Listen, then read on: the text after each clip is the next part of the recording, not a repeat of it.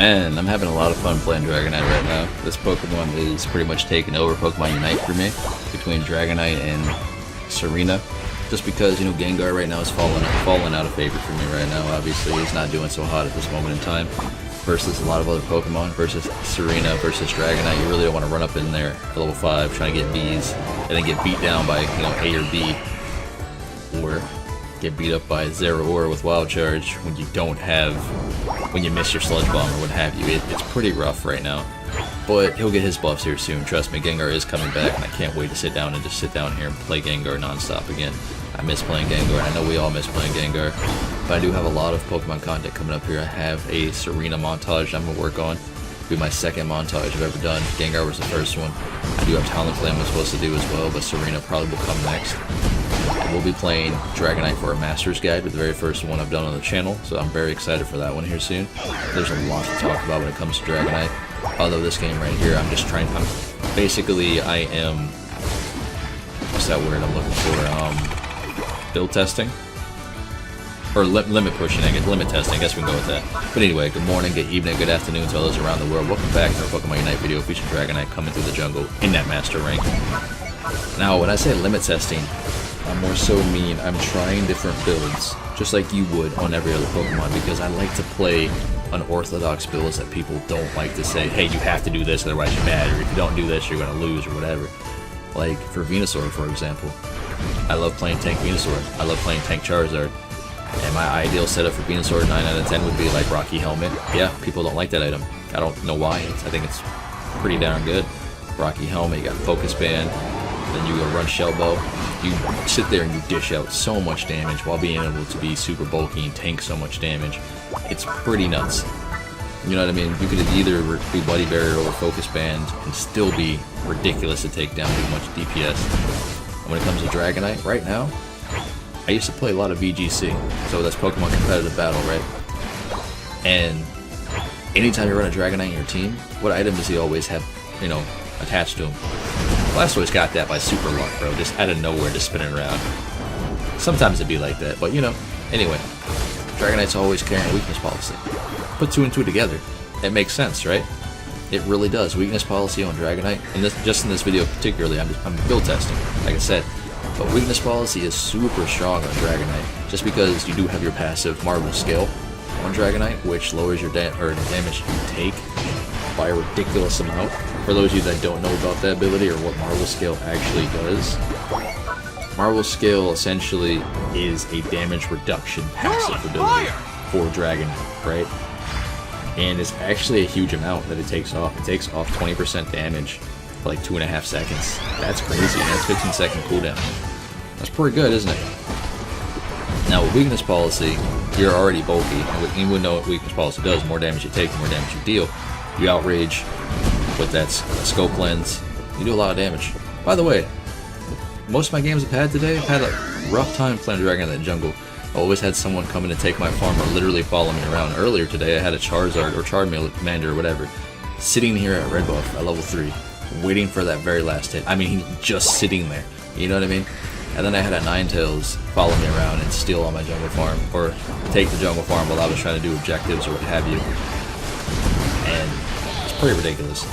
But I've also come to learn that there's a lot of things that Dragonite does suffer from, and that's kiting, just like Garchomp. Now you could argue that obviously Dragonite is a lot more mobile. A lot more mobile, yes. But the Pokemon that I think give him the most problems right now are Snorlax. Check out that video that I posted on Snorlax when I was playing versus Dragonite recently. I didn't think about it, but block and flail, you ain't catching me. And you darn sure ain't doing damage to me, because I'm gonna block all your outrage. It's pretty ridiculous. It's pretty fun. It's something I didn't think about doing beforehand, but it's actually really, really good for your team composition. Snorlax versus Dragonite, 9 out of 10. Snorlax can just sit on Dragonite for the whole entire game. It's great. Now, the other Pokemon I have a rough time with is Pikachu. Playing against Pikachu as Dragonite. I mean, I'm not talking about just an average Pikachu player. I mean, like a really good Pikachu player. Why? Pikachu has so much crowd control. He's got so much slow capability, and he has escapes, and it's hard for you to stick on a target. Now, the reason why I say that is because with Outrage, if you're landing damage, your cooldowns go lower, right? Well, if Pikachu Volt tackles you, he jumps away. right? Now you're slowed because his passive ability for Paralyze, right? And then he's auto-attacking you, then you're slowed again. And if you Dragon Dance it without hitting him, you might get caught in your stun from Outrage, because you can't click Outrage again unless you're dealing damage, because it lowers the cooldown. In other words, if you're smacking a Pokemon with Outrage on, you can hit Outrage again before the cooldown stops, that way you don't get stunned. But if you're not hitting anybody, because Pikachu's kiting you, you're going to get stunned and he's going to kite you out and execute you with Electro Ball. It's pretty annoying to deal with, but you don't really run into it that often. You do see some Pikachus, but I don't think that all Pikachu players are super good. But there are some pretty good ones out there that could give you a hard time. You could argue Cinerance's Greninja gives Dragonite a hard time? Not really. I've been playing this game since day one, right? It's very easy to figure out which Greninja is the actual real Greninja when he actually does double team. Let's be honest. The one that runs away from you once you start beating them down from Outrage, that's the real one, boys. Trust me.